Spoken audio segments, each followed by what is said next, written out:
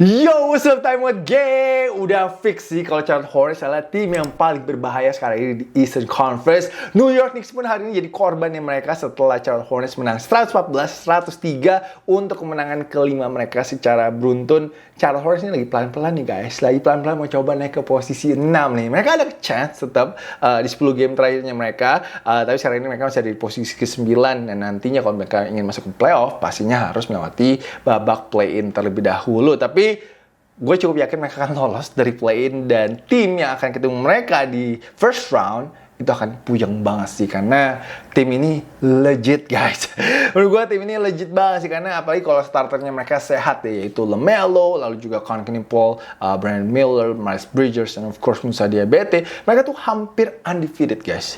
Jadi 32 game starter ini main bareng, rekornya mereka sih wah banget sih. Yaitu rekornya 27 kali menang dan hanya 5 kali kalah. Gokil sih. Dan sejak Januari 1, setahu gue mereka adalah the best 3-point shooting team in the NBA. Dan juga defense mereka nomor 5 guys. Sejak tahun baru kemarin. Jadi tim ini menurut gue memang punya potensi yang luar biasa banget dan sangat fun guys, sangat fun banget untuk nonton mereka sih sejujurnya karena mereka high energy banget dan itu mungkin adalah salah satu juga kunci kemenangan mereka hari ini dari New York Knicks. But gue kasih tahu dulu satu lagi fakta menarik, kalau misalkan ya kalau si starternya mereka ini main 82 game bareng di season, itu on pace untuk bisa menang 69 games guys. Sebenarnya damn, itu bisa jadi probably one of the best teams in the NBA sih kalau memang starter ini bisa main secara konsisten. Tapi awal season gue juga nggak tahu sih kenapa, mungkin karena banyak pemain yang cedera kali ya, in and out itu mungkin Charles Lee nggak bisa membentuk formula yang pas dan mungkin kekuatannya belum full. Tapi sekarang ini lu bisa lihat sih vibes-nya asik banget, starter juga chemistry-nya oke banget, tapi juga pastinya terbantu dengan hadirnya Rookie of the Year. Rookie of the Year, for me this is a Rookie of the Year man. Udah dibungkus sih sama Conley Paul menurut gue sih. No disrespect to Cooper Flag, walaupun gue rasa bisa aja menang co-Rookie of the Year, but I think Conley Paul always showed up in big games guys. Hari ini aja dia hampir triple-double, he was flirting with triple-double, 26 points, 6 kali 3 point, lalu 11 rebound dan juga 8 assist. That is a very very solid stat line menurut gue untuk seorang rookie. I don't know. Please give me the argument guys di kolom komen. Menurut kalian Rookie of the Year siapa? I would like to know too. Kalau menurut gue sih dengan seberapa stabilnya Conley Paul tahun ini, and of course dia juga baru aja menjadi pemain paling muda yang bisa mencetak 253 point. Dia bisa lakukan itu dalam 72 game as a rookie. So that was really impressive as well. So for me, gue suka banget sih sama si Conley Paul ini karena dia pun juga kayak bawa aura penenang ya, kayak aura yang bisa kayak, ini kan pemain-pemain cantik kayak wild gitu ya, kayak LaMelo, Miles, lalu juga kayak Brandon Miller itu mungkin mainnya kayak fast pace gitu, itu kayak bisa jadi kayak penenang, bisa slow down, oke banget lah.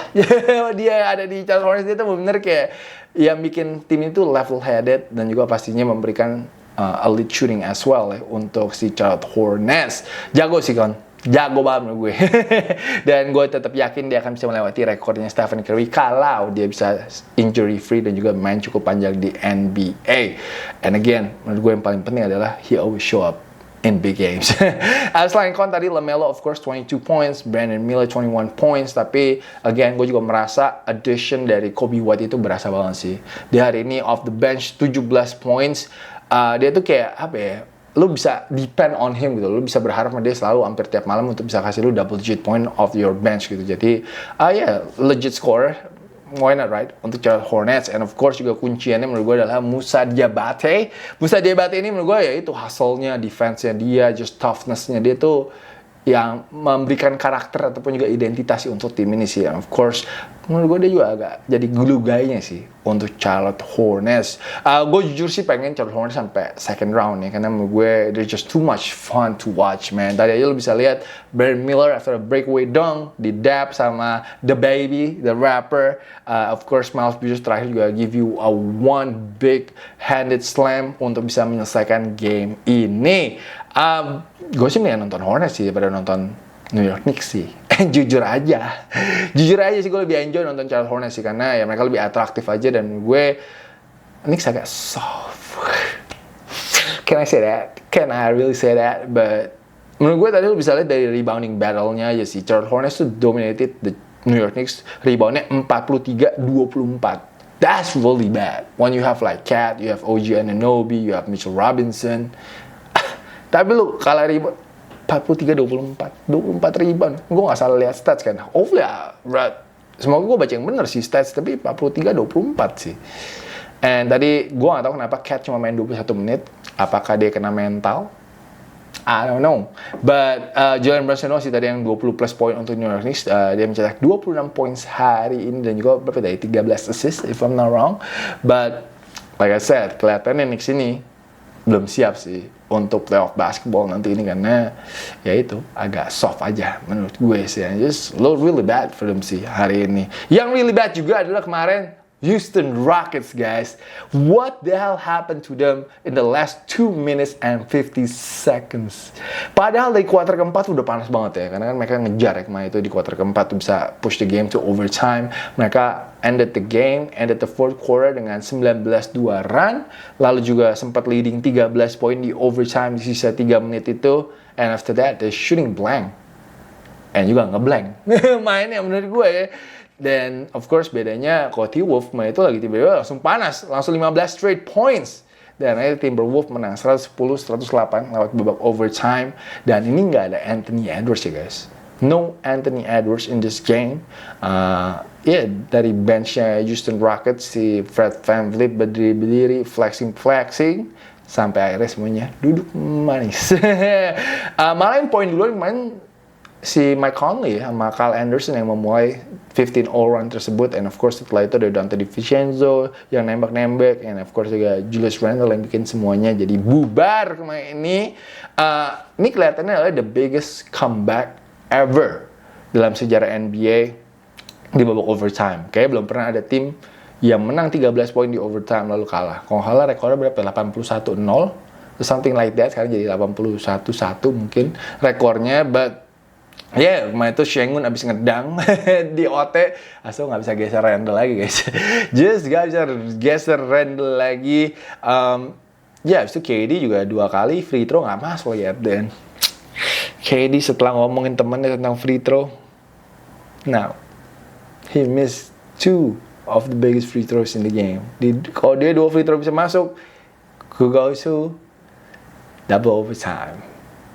And KD, ada nggak ya temennya KD yang mau bikin burner account nih untuk ngeledekin free throw-nya KD itu? Damn bro, that was tough to see though untuk KD, karena KD actually had a good game yesterday. Gue nggak tahu sih gimana caranya Rockets ini bisa recover sih dari ini sih, karena obviously lu kalau masuk ke locker room yang Rockets pasti main tuh sunyi banget sih. Semoga sih mereka nggak salah-salahan satu sama lain ya, but that was crazy though. Gue masih gak percaya sih. Itu yang nonton juga pasti bingung juga sih. Anjir, dia menang 13 poin di overtime bisa kekejar.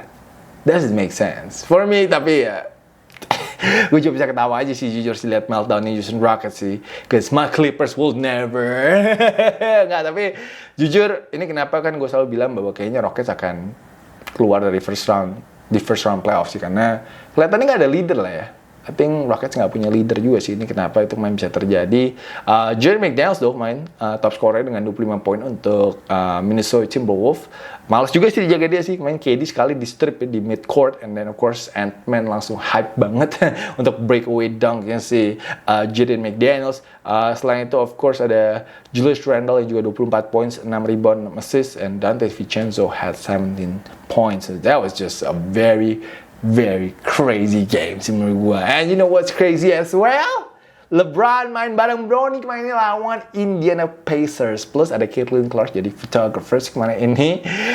Menarik ya idenya ya, dengan menaruh Caitlin Clark jadi photographer tuh jadi bisa langsung kayak viral di mana-mana. And of course NBA juga nunjukin beberapa hasil fotonya Caitlin Clark di Instagramnya mereka. But Lakers memulai streak baru kemarin ini dengan menang 137-130 dari Indiana Pacers.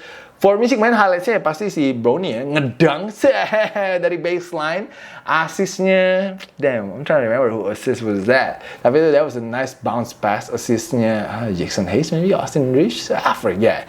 But yang pasti abis itu dia lompat tinggi banget man, and then melet deh ke crowdnya Pacers. Bronny lumayan lah main 13 menit, dapat 4 poin, 2 steals. Menurut gue ya Brown ya, itu cuma butuh playing time aja sih. Like for real though. Nah, right now, lu bisa lihat sih, confident levelnya dia, body language-nya dia kalau lagi main, itu udah kelihatan mas ya. You could tell that he's been working on his game. Di G League tuh membantu banget kayak untuk membangun kepercayaan dirinya dia. And ya gue harapkan sih nanti setiap kali game Lakers lawan tim yang tanking, gue harapkan dia bisa dapat kayak game experience sih. That will be really important untuk developmentnya dia sih. Iya kemarin masuknya barengan ya sama Opa LeBron. Ketangkep kamera lagi. Me or Brownie? Both? Oh bad. Let's go katanya. That was really legendary sih. Kayak mereka check-in bareng ke game itu untuk Lakers. And yeah, shout out to JJ though for doing that. And Brown kemarin flirting with a triple-double, 23 points, 9 rebound, dan juga 9 assist. Brown nggak kabal sih, dia Eurostep. Terus si Siakam sama Naismith tabrakan jatuh, ditunjuk sama dia. That was really funny though. J-Half juga 2 kali main kena dunk sama LeBron, sekali tangan kanan, sekali tangan kiri. Biar adil guys, gila sih. Opa 41 tahun man, still posterizing people man in the league. Highlight saya itu untuk LeBron. Luka main nggak terlalu banyak highlight sih, tapi Luka tetap main 43 poin, dia top scorernya untuk Lakers. Dan kayaknya Luka besok akan diistirahatkan, mungkin lawan Brooklyn Nets. Kalau gue lihat statusnya dia questionable sekarang ini. Great road trip though. Great road trip untuk Lakers. Ini adalah salah satu road trip yang paling crucial di season ini untuk mereka. They went 5-1. So, gue yakin moodnya tim ini makin oke aja. Moodnya makin oke aja, vibes-nya juga makin oke aja sih untuk Lakers menuju ke babak playoff nanti ini. Dan yang moodnya juga oke banget sekarang ini adalah Boston Celtics. Karena Boston Celtics yang berhasil mengalahkan juara bertahan OKC Thunder 119-109. Kalau kata Jaylen Brown di streamnya dia, it was their biggest win of the season. Mereka bisa nge-split the series, season series 1-1 sekarang ini untuk Celtics dan juga OKC. Bisa aja mereka nanti ketemu di NBA Finals, you never know. Ini juga sekali mematahkan winning streak 12 ya, 12 winnya si OKC Thunder. Jaylen Brown of course, highlightsnya ini adalah dia meniru gerakannya SGA, dan SGA juga kemakan gerakannya dia sendiri.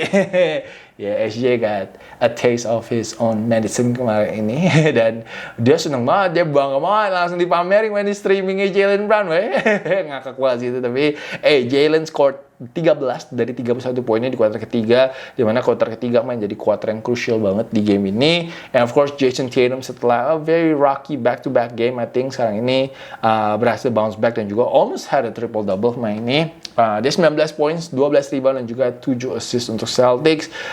Celtics right now pelan-pelan mereka mencoba ya untuk bisa mencari ataupun juga memberikan menit nanti untuk si Jason Tatum bisa stabil ya di babak playoff. Jadi pelan-pelan lah dia di-insert, ada harus waktu di mana dia harus istirahat, nggak bisa main, off game. So agak susah juga sih, karena kalau lo ada pemain yang in and out the lineup, of course chemistry and everything agak berubah, but mereka udah main bareng cukup lama.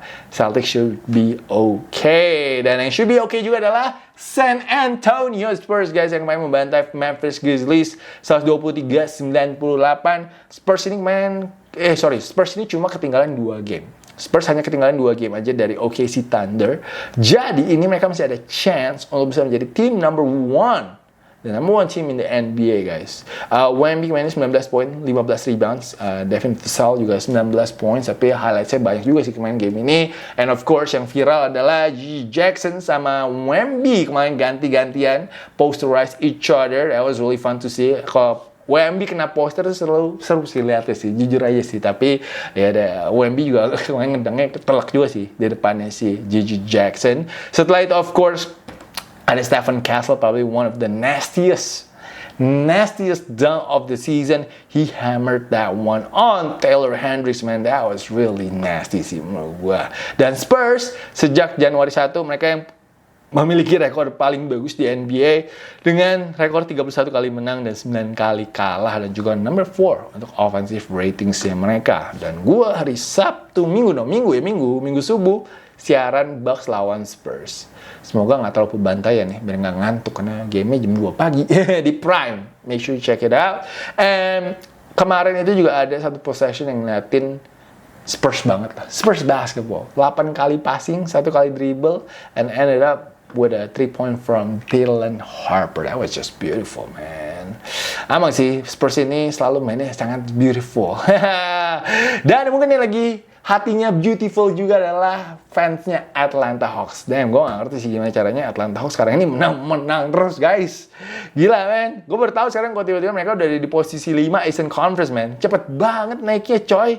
Dan yang lain juga mereka berhasil mengalahkan Detroit Pistons lewat overtime, 130-129.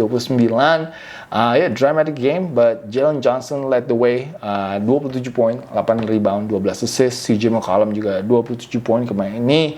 Sejak All-Star, Atlanta Hawks itu 15 kali menang, 2 kali kalah, guys. Gue gak tahu siapa yang berbeda sih. Dan kalau gak salah selama Jonathan Kuminga main, rekornya mereka 9-0. Woo, tough, man. That's tough. Jangan-jangan yang bawa hoki Jonathan Kuminga kali ya? Atau jangan-jangan Gabe Vincent? Yang mana nih yang bawa hoki buat Atlanta? Tapi either way, Atlanta is on fire sih. On fire. Mereka kalau bisa ketemu Cleveland in the first round, I'm not gonna be surprised if they could upset the Cleveland Cavaliers, because they just playing that good right now. Gila ya, papan tim-tim muda ya. Atlanta, Charlotte, Spurs, OKC, they're all balling, man. Di West siapa lagi yang masih muda ya timnya yang menarik ya. Kayaknya kalau Minnesota udah nggak bisa hitung muda ya. Tapi ya itulah 4 itu menurut gue should be fun to watch nantinya di bawah playoff. Semoga semua lolos ke playoff. So ya itu aja untuk timeoutnya. Once again terima kasih banyak guys yang udah selalu support timeout. Jangan lupa guys seperti biasa mau mengingatkan if you love timeout, if you enjoy watching timeout, please click join.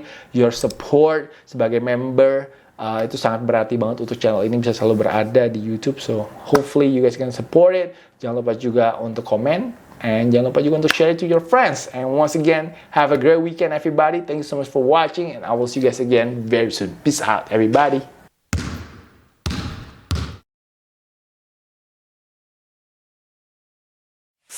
Please join my channel, guys.